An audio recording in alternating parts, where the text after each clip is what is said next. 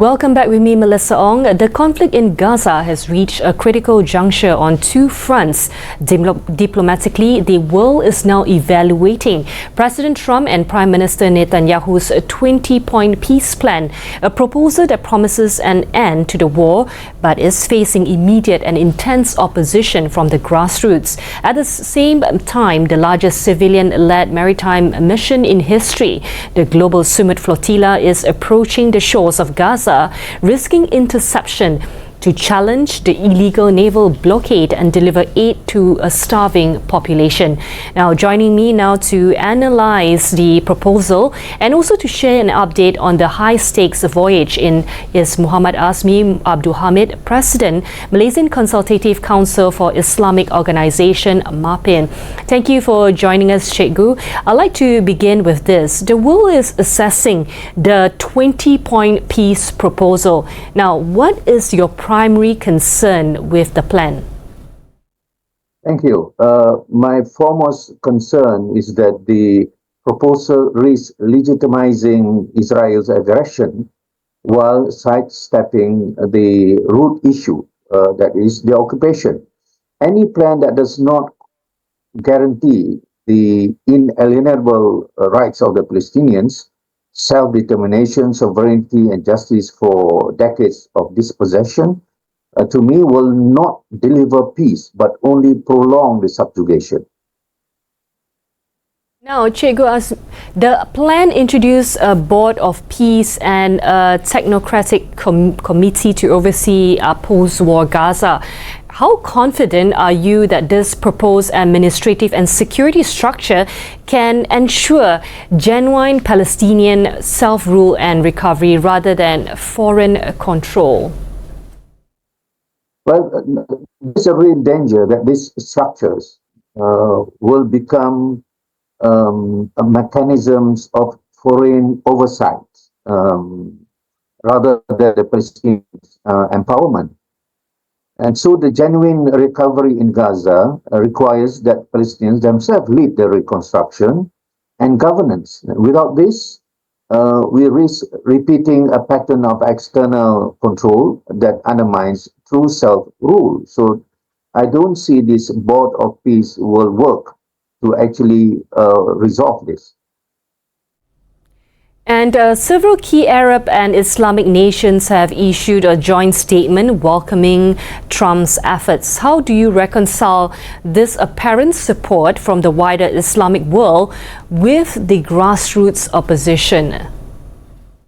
Yeah, I think officially endorsements often reflect geopolitical calculations, not necessarily the will of the people. So at the grassroots level across the Muslim world and beyond, ordinary civilians are deeply skeptical of any plan that fails short of justice.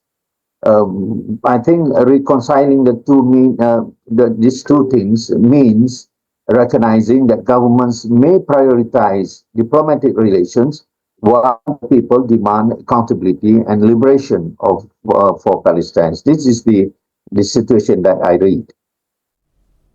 Now, let's talk about the drone attacks at Flotilla, and which was reported as nearing the interception zone.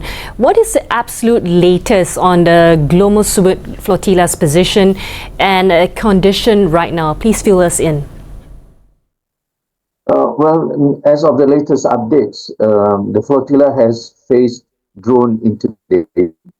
The flotilla has faced this kind of, signals and is nearing the intersection zones. And I'm just been informed that already now in the yellow zone, it's nearing to the red zone.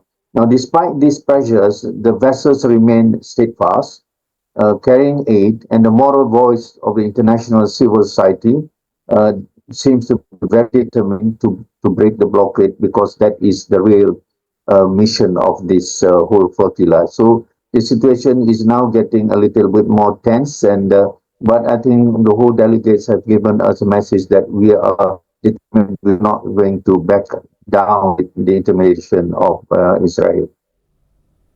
Now, given the immense danger, I know you mentioned, they are committed to this mission, but what measures are the organizers taking to manage the escalating risks and to ensure the safety of the activists on board as they approach hostile waters?